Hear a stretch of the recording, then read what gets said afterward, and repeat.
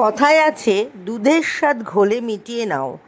আর যদি ঘোলের মধ্যেই দুধের স্বাদ পান কেমন লাগে? হ্যাঁ, এই রকমই অভিজ্ঞতার সাক্ষী হবেন গনগনি ভ্রমণে গিয়ে। ল্যাটেরাইট মৃত্তিকার উপর প্রকৃতিজাত অপরূপ সৃষ্টি এই ক্যানিয়ন, যাকে বাংলার গ্র্যান্ড ক্যানিয়ন বলা হয়। শাল পলাশের জঙ্গল পেরিয়ে যখন গনগনি পৌঁছালাম তখন তার মাধুর্যে হারিয়ে গেছিলাম।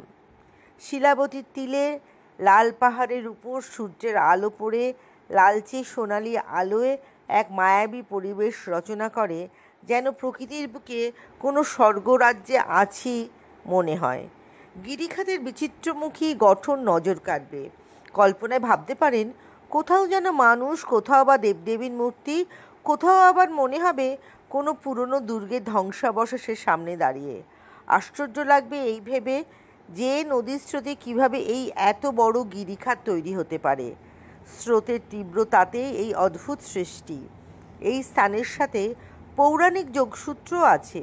কথিত আছে মহাভারতে পাণ্ডবগণ অজ্ঞাতবাসে থাকাকালীন এই গনগনির প্রান্তরে এক সময় আশ্রয় নেয়। এবার ফেরার পালা। হঠাৎ আমার মেয়ে গুনগুন করে গেয়ে উঠল, লাল পাহাড়ির দেশে যা, রাঙামাটির দেশে যা, ইত্থাক তোকে মানাইছে না রে, এক্কেবারে মানাইছে না রে। আপনারা সবাই দেখুন, পশ্চিম মেদিনীপুরে গনগনি যান, অপূর্ব অপূর্ব বাংলার গ্র্যান্ড ক্যানিয়ন।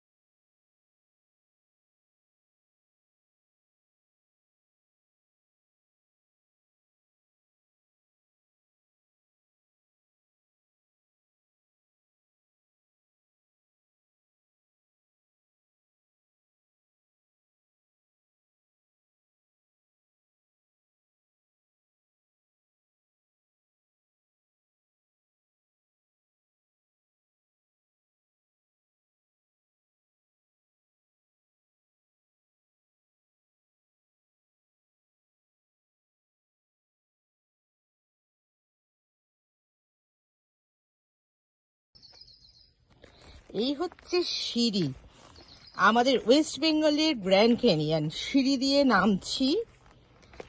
তোমরা জানি না, পাণ্ডবরা এই জায়গাতে যখন বনবাসে ছিল লুকিয়েছিল, কথাতে আছে।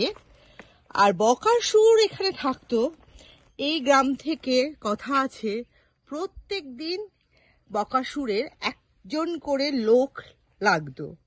তো একবার পালা পড়লো ভীমের, বুঝলে তো। ভীম আসলো বকাসুরের সাথে দেখা করতে।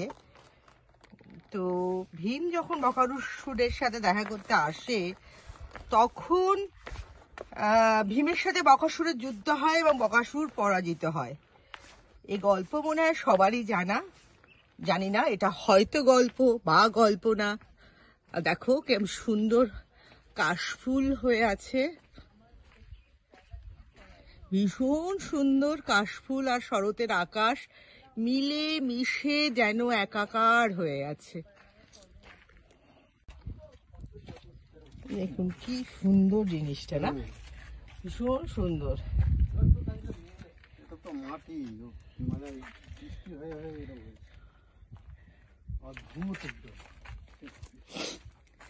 কি অপূর্ব, কি অপূর্ব। এটা আমাদের ওয়েস্ট বেঙ্গলের গ্র্যান্ড ক্যানিয়ন বলা হয়। হ্যাঁ,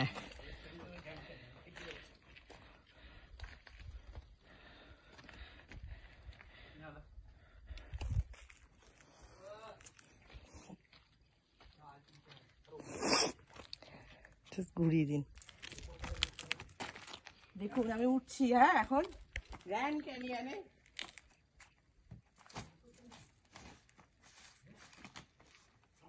আসুন, একটু আরো কাছে আসুন।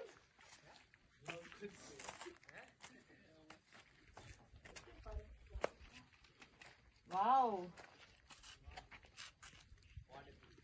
ভীষণ সুন্দর লাগছে, তাই না?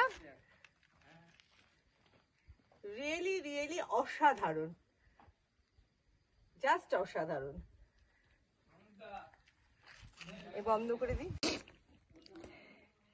আমরা বলি এটা ওয়েস্ট বেঙ্গলের গ্র্যান্ড ক্যানিয়ন। আমি তো একই ফ্লাইটে চড়তে পারি না বলে কোথাও যাই না, কিন্তু বিশ্বাস করো এইগুলো দেখে রিয়েলি মুগ্ধ হয়ে গেছি। কত কত কত জায়গা জুড়ে সেটা আমি বলতে পারবো না। ভীষণ ভীষণ সুন্দর, জাস্ট দেখো।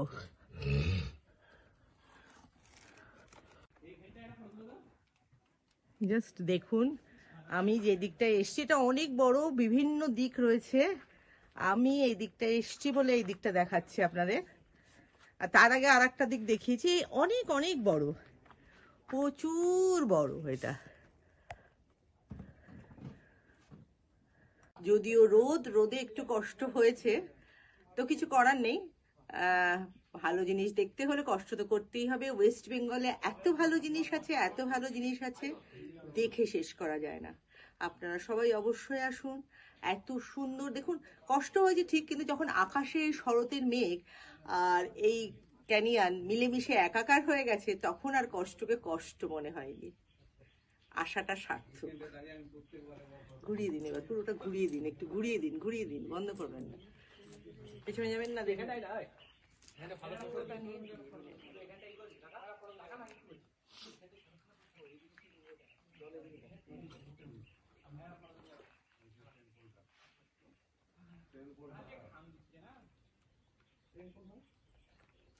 বন্ধ করে দিন।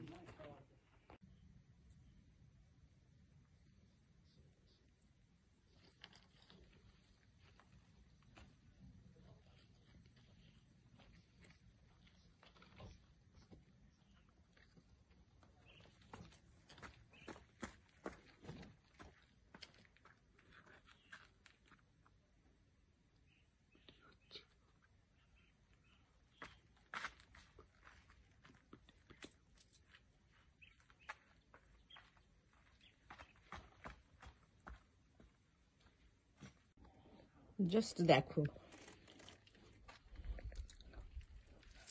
এত সুন্দর জিনিস, এত সুন্দর। দেখো, সময় থাকতে থাকতে যে কোনো জিনিস ঘুরে নেওয়া ভালো। তার কারণ আমরা কখন কোন জিনিস দেখতে আসতে পারবো না পারবো আমি জানি না। না, আমি যেহেতু পারি না বেশি ঘুরতে, তো আমার জন্যে কিন্তু ওয়েস্ট বেঙ্গলের মধ্যে, এই ইন্ডিয়ার মধ্যে ঘুরতে আমার বেশ ভালো লাগে। জাস্ট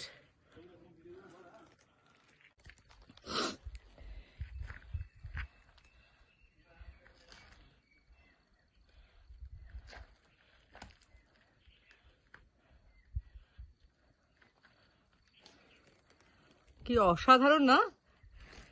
আমি তো ফিদা হয়ে গেছি দেখে। আমি এর মধ্যে দিয়ে দিয়ে একটু একটু করে হাঁটছি। ওয়াও! দাদা, অশোক দা, আপনি তো চলে গেলেন, কি করে হবে?